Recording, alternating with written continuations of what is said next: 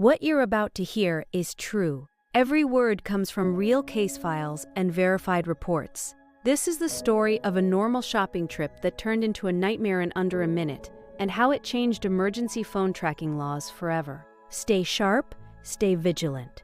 It was early evening. The parking lot was busy. Families were loading groceries, couples were chatting, carts were rolling across pavement. Nothing looked out of place. No alarms, no screams, no struggle obvious enough to draw attention. And yet, in that ordinary moment, an abduction was unfolding in plain sight. This is the case of Kelsey Smith, an 18-year-old taken from a crowded parking lot, followed by a digital trail, a multi-state investigation, and a legal battle that would later reshape emergency access to cell phone data. And what makes this case especially chilling is not just what happened, but how fast it happened, and how close help almost was. Stay with me. Kelsey Smith was born on May 3, 1988, in Overland Park, Kansas. She grew up in a tight-knit household with her parents and siblings, in a home described by friends as warm, loud, and supportive. From an early age, Kelsey stood out for her energy and determination. She was outgoing, talkative, and quick to laugh, the kind of person who made others feel included without trying. If someone told her she couldn't do something, she didn't argue, she challenged them. Her go-to phrase was simple: "Want to bet?" She threw herself into activities: music, dance, theater, track, choir. She played clarinet in her school band and loved performing. She wasn't just social, she was driven. After graduating high school in 2007, she planned to attend Kansas State University to study veterinary medicine. She loved animals and wanted a career where she could care for living things. She also worked part-time at a movie theater and had recently started a relationship that made her especially happy. Her boyfriend was close with her family. He came over for dinners, games, sports talk with her dad. The relationship was still new, about 6 months, but everyone saw how much they cared about each other. June 2, 2007, was supposed to be another normal Saturday. Instead, it became the last day she was seen alive. That day started routinely. Kelsey worked her shift at the theater. Later, she spent time with her father and sister at a local amusement park. Nothing unusual, nothing tense, just a regular family day. By early evening, around 6 p.m., she decided to make a quick stop at Target to pick up a small anniversary gift for her boyfriend.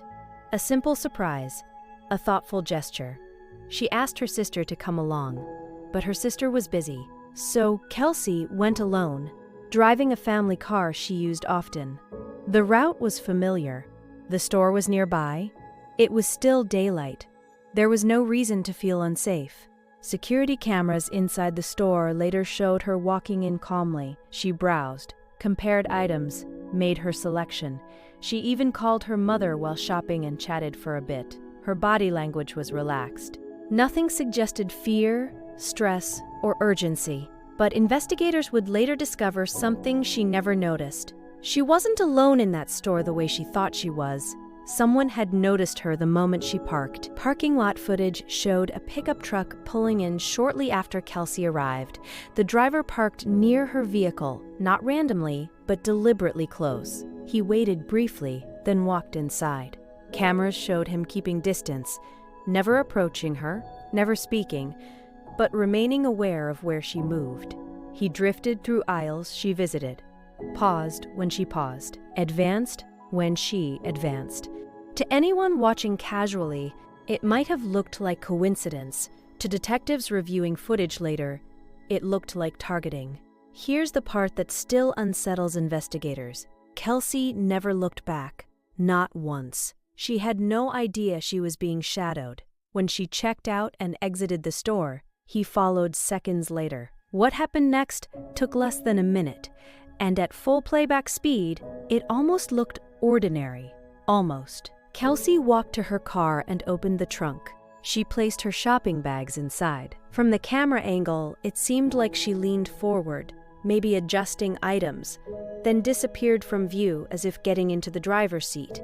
But when detectives slowed the footage frame by frame, the truth emerged. a man rushed in from the side, fast, direct, controlled, and forced her into the vehicle at gunpoint. No prolonged struggle, no running, no scream visible on camera.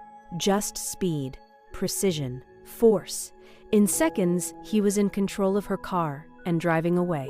People were nearby. Carts rolled past. Cars moved through lanes. No one realized an abduction had just happened. When Kelsey didn't return home and stopped answering calls, concern escalated quickly.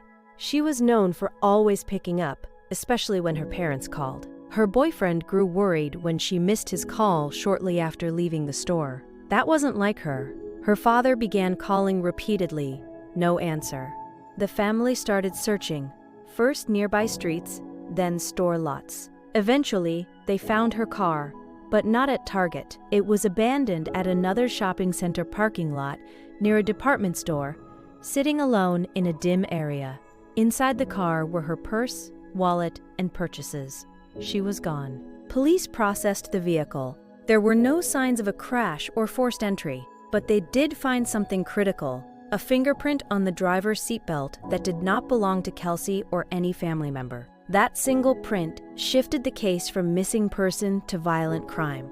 Investigators turned fully to surveillance footage, and what they uncovered raised even more disturbing questions. Video from the second parking location showed a man exiting Kelsey's car and walking away.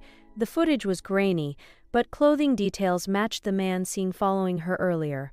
Light shirt, dark shorts. 2 locations. Same suspect, same night. But police still needed identification. Their next best lead wasn't visual, it was digital. Kelsey's cell phone. And that's where the investigation hit a wall. Her carrier, Verizon Wireless, would not immediately release location data due to privacy rules and legal thresholds.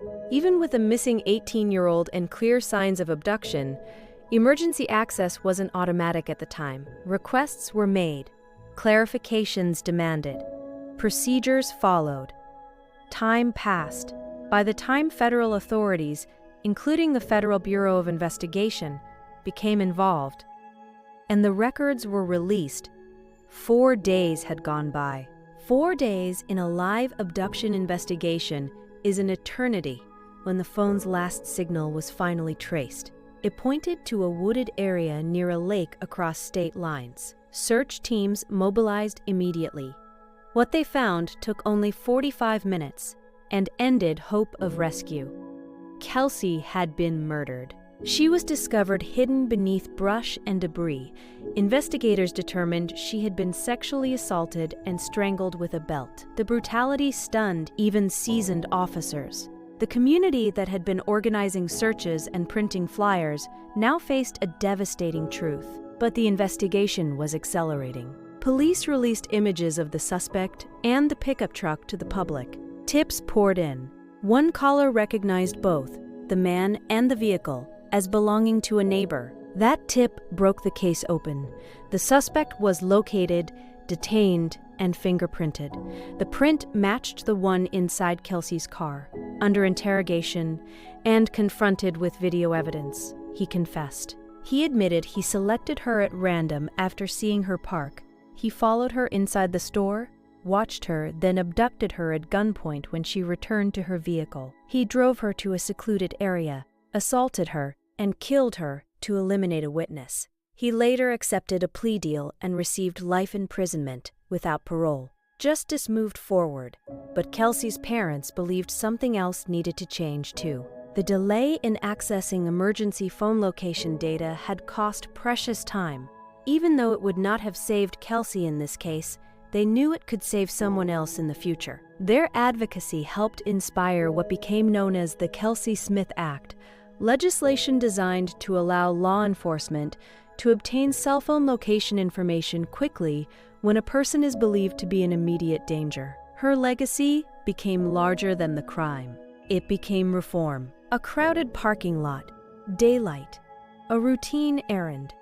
This case shattered the myth that danger only lives in dark alleys and isolated places. Sometimes it stands a few steps behind you in a store aisle, quiet, patient, watching. And sometimes survival depends not only on witnesses, and cameras, but on how fast systems can respond. What you're about to hear in the next case might feel distant, but remember how ordinary this day began.